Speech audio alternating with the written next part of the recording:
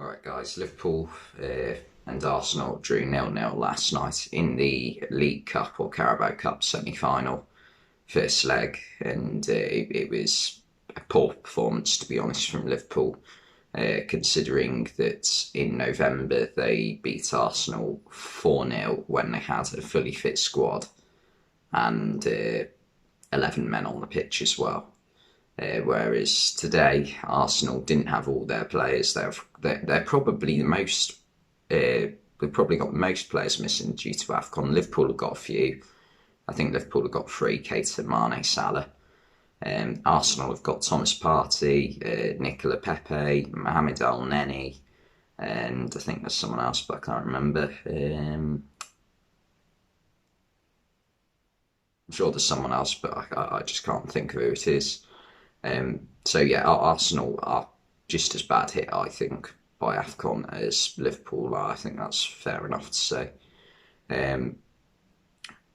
But yeah,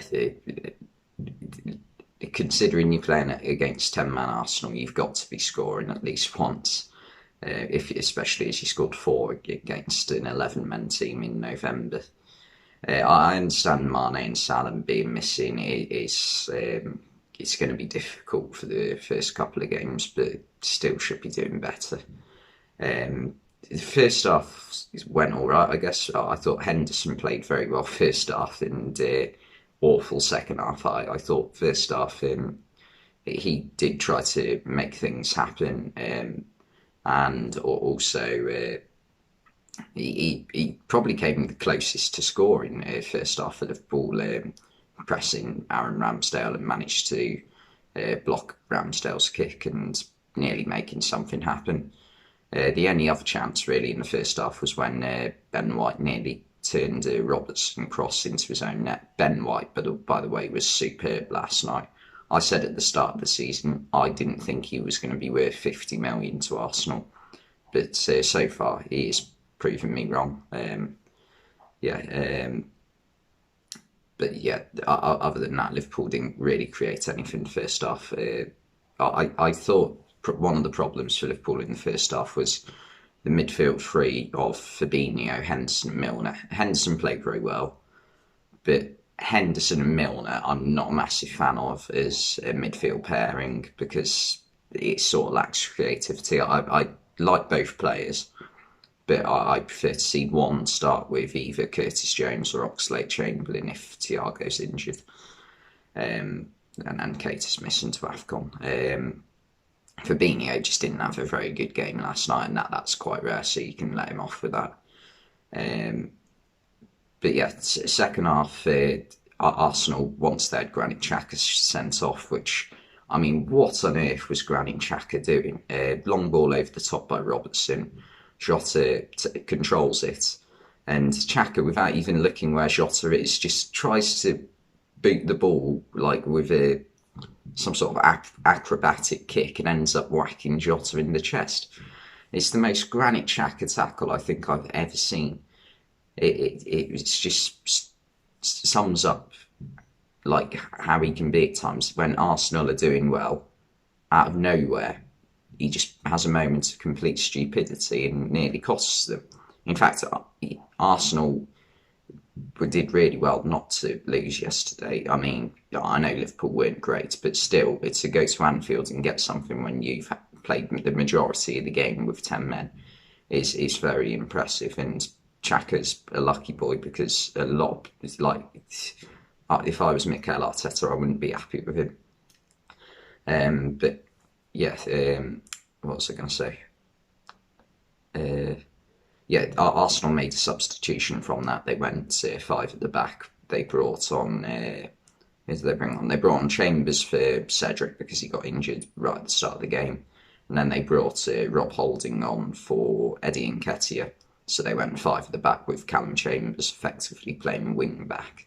So very, very defensive, and also the midfield three was like Saka, Lokonga and Lacazette, and then they just started Martinelli up front, sort of.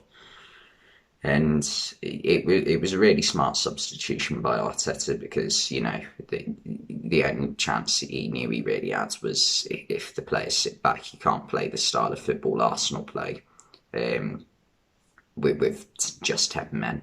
So that was a really smart substitution. And then in the second half, the best chances for Liverpool came through to Takumi Minamino. The first one, okay, fair enough. You wouldn't expect him to score, really. It's a tight angle. Ramsdale's a good goalkeeper, but he just misses the target. But the second one, bloody hell. Cross gets put in. Ramsdale and one of his defenders, I think it was Gabriel, have a bit of a mix-up. And it falls to him on a half volley. And it's like quite comfortable for him to half volley it. All he's got to do is side foot it into the back of the net. But he puts it 20 yards over the bar into the Kop. That's a massive miss. That could cost Liverpool a place in the final, effectively, because if Liverpool did win this game 1-0, you'd have to fancy Liverpool to go through. They'd be the favourites at that point. But now, 0-0, going into, effectively, if the first leg's a draw in this competition, because there's no away goals, it's just a one-off knockout game. The first game is pretty much irrelevant. It just means that Arsenal have got the home advantage now. So you'd have to fancy Arsenal, if anything, if Liverpool are going to put in a performance like last night. I know Liverpool generally are considered the better team this season because, they're higher in the table on points. But Arsenal have got a big advantage now.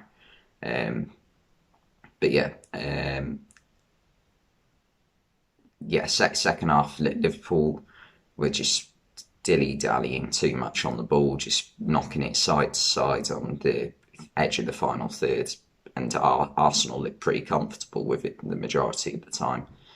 It was only when Klopp brought Curtis Jones on and Alex Oxlade-Chamberlain, who both had a decent impact. Ox always looks like he wants to make something happen. He's a very good player, but Curtis was the one who was creating most of the stuff, and he played very well when he came on. They were the only players looking like creating something, to be honest. Henderson, when a team sits back and they allow Henderson to have the ball, that's not where Henderson's good. That's where Henderson looks like a bang average championship player, because he's not a skillful player. He can't really dribble in and out. With Henderson, he's best when he's got space to run into, and he's a box-to-box player. That's what he is. So when he has time on the ball on the edge of the final third, that's not when he's best at all. So he struggled with it. I thought Nico Williams, when he came on, tried to make more things happen. I thought Trent had a pretty poor game, to be honest. He just didn't look like fancy crossing it for last night for some reason. Usually when it's like that, he's putting like cross after cross into the box and eventually something comes off. But no, he for some reason he wasn't. Arsenal had very few chances though, but you wouldn't expect them to have many chances with the way they were playing. The best chance they had was probably Bukayo Saka. Sort of got a half shot off against Alisson. Alisson got out quickly to save it, so other than that, there wasn't really anything from Arsenal.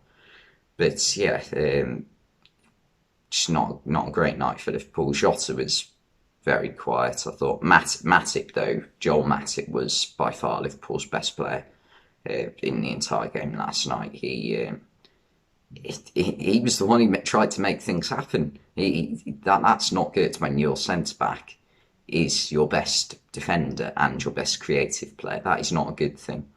But Joel Matip this season has been incredible. In fact, if I honestly believe that because of how good Virgil van Dijk has been over the past 3 or 4 years, and his partner has either been Gomez or Matip most of the time, it's interchanged because both are very injury prone, so they don't really have a full season in the team.